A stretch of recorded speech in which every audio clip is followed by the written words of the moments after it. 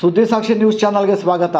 ಸಾರ್ವಜನಿಕರ ಹಿತದೃಷ್ಟಿಯಿಂದ ನಗರಸಭೆಯಲ್ಲಿ ವಾರಕ್ಕೊಮ್ಮೆ ನಡೆಯುತ್ತಿರುವ ಖಾತಾ ಆಂದೋಲನದ ಮೂಲಕ ಜನರಿಗೆ ಅನುಕೂಲವಾಗುತ್ತಿದೆ ಎಂದು ಶಾಸಕ ಕೆಎಚ್ ಪುಟ್ಟಸ್ವಾಮಿಗೌಡರು ತಿಳಿಸಿದರು.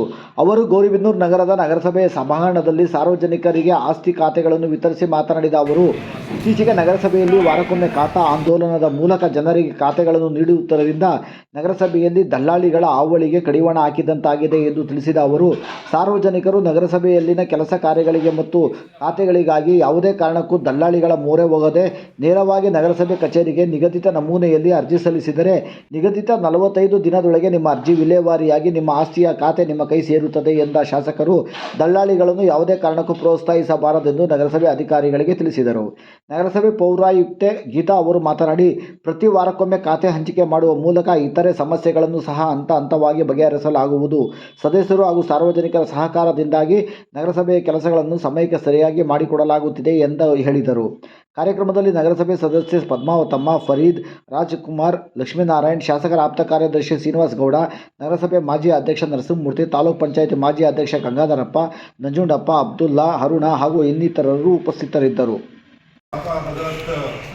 ಒಂದು ಕಾರ್ಯಕ್ರಮದಲ್ಲಿ ಭಾಗವಹಿಸಿರುವಂಥ ಖಾತೆಗಳನ್ನು ಪಡೆಯಕ್ಕೆ ಬಂದಿರತಕ್ಕಂಥ ಎಲ್ಲ ನಾಗರಿಕ ಬಂಧುಗಳಲ್ಲಿ ನಮಸ್ಕಾರ.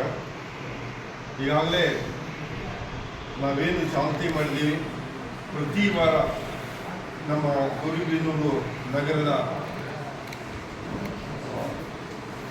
ನಾಗರಿಕರಿಗೆ ಅನುಕೂಲ ಆಗಲಿ ಅಂತಂದ್ಬಿಟ್ಟು ಈ ಸ್ವತ್ತು ಖಾತೆಗಳನ್ನು ವಿತರಣೆ ಮಾಡುವಂಥದ್ದನ್ನು ಪ್ರತಿ ವಾರ ಮಾಡ್ಕೊಂಡಿದ್ದೀವಿ. ಅದೇ ಪ್ರಕಾರ ಇವತ್ತು ಕೂಡ ಈ ಕಾರ್ಯಕ್ರಮ 120 ಖಾತೆಗಳನ್ನು ವಿತರಣೆ ಮಾಡೋದ್ರ ಮೂಲಕ ಈ ಕಾರ್ಯಕ್ರಮವನ್ನು ಪ್ರಾರಂಭ ಮಾಡ್ತಾ ಇದ್ವಿ.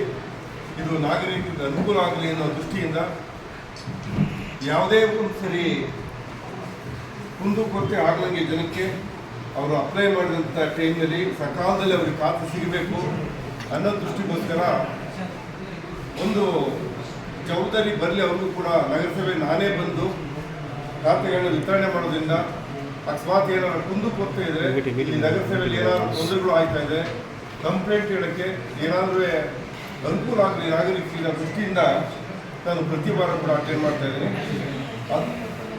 ಇವತ್ತು 139 ಖಾತೆಗಳು ರೆಡಿ ಇದೆ. ಅದನ್ನೆಲ್ಲ ದಯಮಾಡಿ ಎಲ್ಲ ಸ್ವೀಕರಣೆ ಮಾಡಬೇಕು ಅಂತ ನಿಮ್ಮನ್ನೆಲ್ಲ ಕೇಳ್ಕೊತೀನಿ. ಎಲ್ಲರಿಗೂ ನಮಸ್ಕಾರ.